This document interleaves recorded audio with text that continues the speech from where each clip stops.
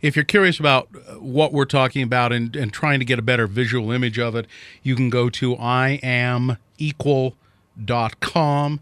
There are photos there, and also you'll be able to run through everything we're talking about here. We're talking with Jason Beckett, who is the CEO of I Am Equal, also Malissa Barlow, the events manager. What other events are you managing? Well, we pretty much have our hands full with these cities that we've got planned. So, what cities have you done? Cities yet, or is this the kickoff? Well, we're going to start with doing one here in Salt Lake, and then we have we're going to LA and Chicago probably next. And so, talk about the Salt Lake event. When is that going to happen, and how can people find out more about it other than going to the website? Yeah. We're getting that scheduled here. We're working with the issue is finding a large enough venue that can support 3,000 people basically walking through. We talked with some local hotels that have space, and the Shiloh Inn here locally in Salt Lake, really excited to be involved, but it's a small space to run 3,000 people through their lobby in 2 days. So we're looking at some larger space, working with the Chamber of Commerce and the Utah Economic Council, Development Council. Details to come about the Salt Lake City event. Basically, they kind of roll on themselves. And the website, the blog for the event, which is actually imequalproject.org, will have all the details for each of the events.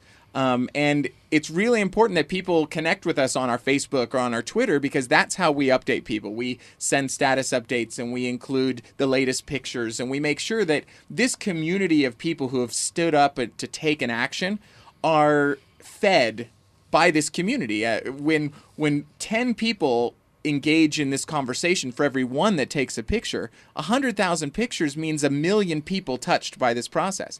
That your individual ripple will ripple pretty wide.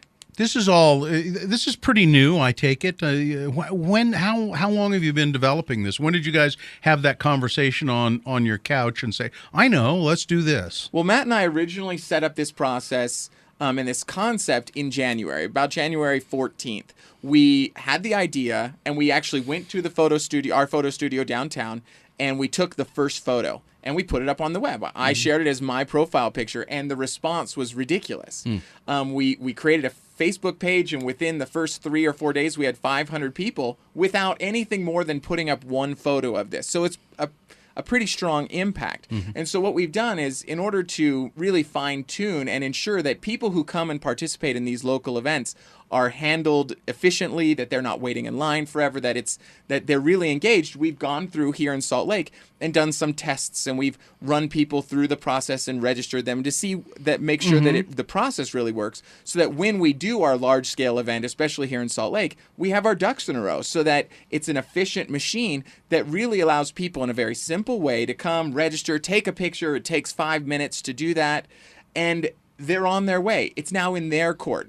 The ball has been handed off to them, and it's up to them to create value from that, to really move forward with that picture and make it valuable in their life. Have you gotten other local charities, as you said, we'll have them go past some tables with local organizations? Have you spoken to some of them and gotten some good response from that? The most exciting part about this process is that because it's such a neutral conversation, that it can be whatever you want, we find that local charities and other organizations are really excited to be involved with it, because it gives them an opportunity to have their conversation. So whether it's like here in Utah, the Utah African Refugees Organization, or the Angels in Action, or the Catholic League, it gives them an opportunity to talk about what's important to them. So, for example, we have a strong gay and lesbian community here in Salt Lake. We had some leaders from the Pride Center come down, and it gives them an opportunity to engage in their conversation. And we don't stand in the way of any of these conversations. They get to talk about whatever cause is important to them. Our job is simply give them a mechanism to do that, a method to open that door. We talk about this picture, that it's the key to opening this conversation up, and how they deal with what's on the other side of the door is totally up to them.